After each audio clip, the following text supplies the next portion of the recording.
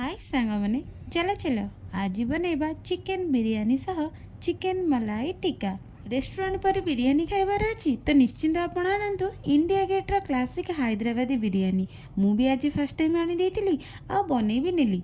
बनैबा पई तो टिके एक्स्ट्रा मसला यूज कर देइतिली किंतु सेतरे रेडीमेड मसला थिला ताकू भी यूज कली।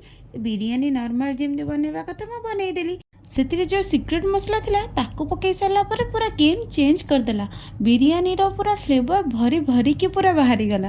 आ मत इच्छा है सेठी ही बिरयानी खाईदेबाकू हेले मो बिरयानी बन नाथिला। तापर बिरयानी बनै सारा पर बनै नेली चिकेन मलाई टिक्का जार प्रोसेस तो बहुत इजी। आपण तो प्रोसेस देखि पारुथिबे। सुखिला मसला बेसी किछि यूज करेनी, बस गरम मसला चिकेन मसला जीरा पाउडर कसूरी मेथी ही यूज करिछि। किछि क्रीम देई टिक्का सबुतक देई किछि समय फुटै नेली। तापर बनी गला चिकेन मलाई टिक्का। हाउ एबे लाइक शेयर सब्सक्राइब कर दियंतु ना।